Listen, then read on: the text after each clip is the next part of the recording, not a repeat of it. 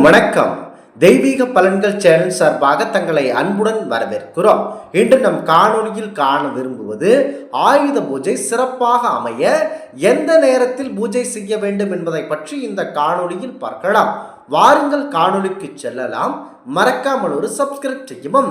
நம்முடைய தமிழகத்தில் நவராத்திரி பூஜையின் கடைசி நாட்களில் ஆயுத பூஜை மற்றும் விஜயதசமி கொண்டாடப்படுவது வழக்கத்தில் இருந்து வருகிறது. நவராத்திரியின் முதல் 3 தினங்கள் துர்கா தேவி அம்மனையும், அடுத்த 3 தினங்கள் லட்சுமி தேவி அம்மனையும், கடைசி 3 நாட்கள் சரஸ்வதி தேவி அம்மனையும் வழிபடுகிறோம். ஒரு மனிதனுக்கு செல்வம், வீரம், ஞானம் இந்த 3ம் அவசியம் என்பதை உணர்த்துவதே இதன் முக்கிய நோக்கமாகும். நவராத்திரியின் 9வது நாளில் அனைத்து தெய்வங்களிடம் இருந்து பெற்ற ஆயுதங்களுக்கு அன்னை பூஜை செய்து வழிபட்டதாக புராணங்கள் கூறப்படுகிறது. நவராத்திரியின் 9வது நாளில் அனைத்து தெய்வங்களிடமிருந்து பெற்ற ஆயுதங்களுக்கு அன்னை பூஜை செய்ய வழிபட்டதாக புராணங்கள் தெரிவிக்கின்றன. இதனாலேயே ஆயுத பூஜை கொண்டாடப்படுகிறது. இதனை நினைவுபடுத்தும் விதமாகவே ஆயுத பூஜை என்று நாம் அன்றாடம் பயன்படுத்தப்படும் நம்முடைய பொருட்கள், அதாவது நம் வேலைக்கு கொண்டு செல்லும் பொருட்கள் எதுவாக இருந்தாலும், நம்மை அழைத்து செல்லும் வாகனங்கள் போன்ற, அதாவது ஒரு மனிதன் தன்னுடைய வேலைக்காக, தன்னுடைய உயிருக்காக எதற்காக அவன் பயன்படுத்துகிறானோ அந்த பொருட்களையும் வைத்து கொண்டாடுகிறோம். நவராத்திரி விழாவின் நிறைவாக 10வது நாளில் அம்பிகை மகிஷாசுரனை வென்று பெற்றதே இது கொண்டாடும் விதமாக விஜயதசமியும் கொண்டாடப்பட்டு வருகிறது.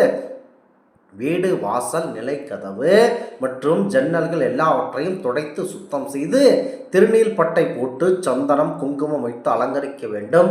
பின்பு மாவிளை தோரணம் கட்ட வேண்டும். தற்போது பெரும்பாலானோர் மாவிளை கிடைக்காததால் பிளாஸ்டிக் மாவிளை கடையில் வாங்கி பயன்படுத்துவது வருத்தத்திற்குரியது. பூஜை அறையை நன்றாக சுத்தம் செய்து சுவாமி படங்களுக்கு சந்தனம், கோம் போட்டு வைத்து பூ வைத்து அலங்கரிக்க வேண்டும். சரஸ்வதி தேவியை மனதிற்கு ஒரு முகமாக வர வைத்து வழிபட வேண்டும். இதுவே முதல் கடவுளாகும்.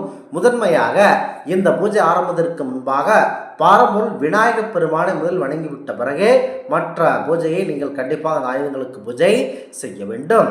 அடுத்ததாக முக்கியமாக விநாயகப் பெருமானை மனதில் நினைத்து கொண்டு அவரை, அதாவது ஒரு பசுஞ்சாணத்திலோ அல்லது நீங்கள் ஒரு மஞ்சள் பிள்ளையாராகவோ பிடித்து கண்டிப்பாக அவரை வழிபட வேண்டும். அடுத்ததாக என்ன செய்ய வேண்டும் என்றால், மேலும் பூஜை அறையில் மஞ்சளில் பிள்ளையார் பிடித்து வைத்து குங்குமத்தில் பொட்டு வைத்து அருகம்புல் வைத்து வழிபட்ட பின்புதான் கல்வி கற்பதில் சிறந்து விளங்கக்கூடிய சரஸ்வதி தேவியை கண்டிப்பாக வணங்க வேண்டும். செய்யும் தொழில் தெய்வம் என பழமொழி கேட்டிருப்பீர்கள். அந்த வேலை வணங்க வேண்டிய தினம்தான் ஆயுத பூஜை. பூஜை அறையில் புத்தகங்கள், பேனாக்கள் வைத்து பொட்டு வைத்து கண்டிப்பாக அலங்கரிக்க வேண்டும். இதுவே வழக்கத்தில் இருக்கிறது நம்முடைய அனைத்து பாரம்பரியங்களிலும். மேலும் வீட்டில் உபயோகிக்கக்கூடிய அனைத்து கருவிகளையும் அரிவாள், மனை, சுத்தியல் மற்றும் சுத்தி போன்றவற்றிலும் பொட்டு வைத்து அலங்கரிக்கவும். தொழில் செய்பவர் உங்கள் தொழிலுக்குரிய இயந்திரங்களுக்கு கண்டிப்பாக பொட்டு வைத்து அலங்கரிக்க வேண்டும். இதுவே விதியாகும். நீங்கள் எந்த தொழில் செய்பவராக இருந்தாலும் அதற்குரிய கருவி அல்லது பொருட்களை சுத்தம் செய்து சந்தன பொட்டு, குங்குமம் பொட்டு வைத்து பூ வைத்து வணங்க வேண்டும். சிறிய குழந்தைகளாக இருந்தால் அவர்களுடைய புத்தகங்களுக்கும் பேனாக்களுக்கும் நீங்கள் பூஜை போடலாம். பஸ், லாரி, ஆட்டோ ஓட்டுபவர்கள் உங்கள் வாகனத்தில் சந்தனத்தை கரைத்து வாகனம் முழுவதும் தெளித்து வழிபடுவதே மாபெரும் சிறப்பம்சம். பின் நைவேத்தியம் செய்வதற்காக வாழை இலையில் பொரிகடலை, அவல், வடை, பாயாசம் மற்றும் பல வகை பழங்களை வைத்து பூஜையை கண்டிப்பாக ஆரம்பிக்க வேண்டும். எங்கெல்லாம் பூஜை செய்தீர்களோ மணி எடுத்து நீரினால் 3 முறை சுற்றி வந்து நிவேதனம் விட்டு புத்தகங்கள் மற்றும் ஆயுதங்களுக்கு நிவேதனம் செய்ய வேண்டும். பிறகு சூடமேற்றி தீபாராதனை செய்து வழிபட வேண்டும். விபூதி, குங்குமம் மற்றும் பொரிகடல் ஆகியவற்றை எல்லோருக்கும் கொடுத்து பூஜையை நிறைவு செய்ய வேண்டும். முக்கியமாக இந்த ஆயுத பூஜை, அதாவது ஆயுத பூஜை இல்லையே என்றால் சரஸ்வதி பூஜை செய்ய உகந்த நேரமாக இந்த ஆண்டு சரஸ்வதி பூஜை, அதாவது அக்டோபர் மாதம் 1ஆம் தேதி புதன்கிழமை வருவதால் 9 மணிக்கு மேல் 12 மணிக்குள் இந்த பூஜை செய்து வழிபட்டால் நல்ல பலன் உங்களுக்கு கிடைக்கும். அசுரனை வதம் செய்து, முக்கியமாக அசுரனை வசம் செய்து அம்பாள் வெற்றி வாகை சூடிய நாள்தான் விஜயதசமி. எனவே இந்த நாள் புதிய முயற்சிகளை மேற்கொள்வது பெரிய வெற்றிகளை தரும் என்பது ஐதீகம். விஜயதசமி முக்கியமாக அக்டோபர் 2 வியாழன் அன்று வருகிறது. இதனால் இந்த நாளில் பள்ளி சேர்க்கை நடைபெறுகிறது. இந்த நாள் என்ன தொடங்கினாலும் கண்டிப்பாக வெற்றி நிச்சயம் என்பது ஐதீகமாகும். சரஸ்வதி பூஜை என்பது நம்முடைய கல்விக்குரிய தெய்வமாம் நம்முடைய சரஸ்வதி தேவி. சரஸ்வதி தேவியை மனதில் நினைத்து கொண்டு கண்டிப்பாக வழிபட்டால் நல்ல பலன் கிடைக்கும் என்பது ஐதீகமாகும்.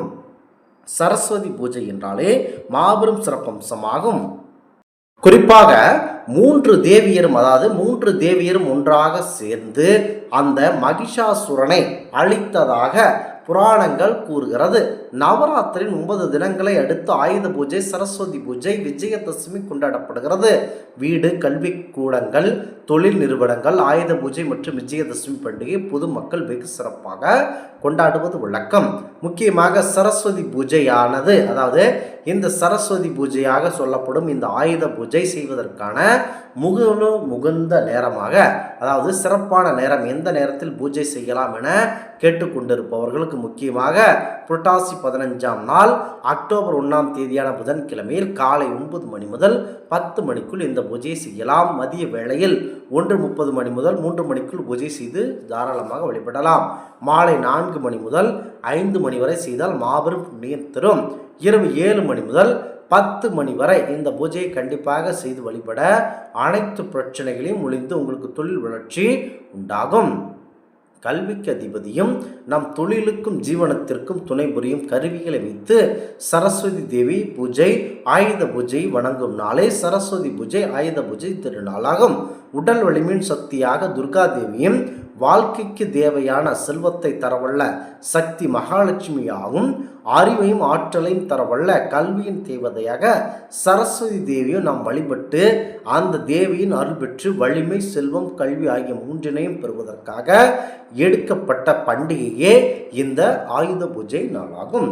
இந்த ஆன்மீக தகவல் உங்களுக்கு பிடித்து இருந்தால் தெய்வீக பலன்கள் சேனலை கண்டிப்பாக சப்ஸ்கிரைப் செய்து கொள்ளவும். மீண்டும் ஒரு நல்லதொரு காணொளியில் உங்களை சந்திக்கிறோம். நன்றி, வணக்கம்.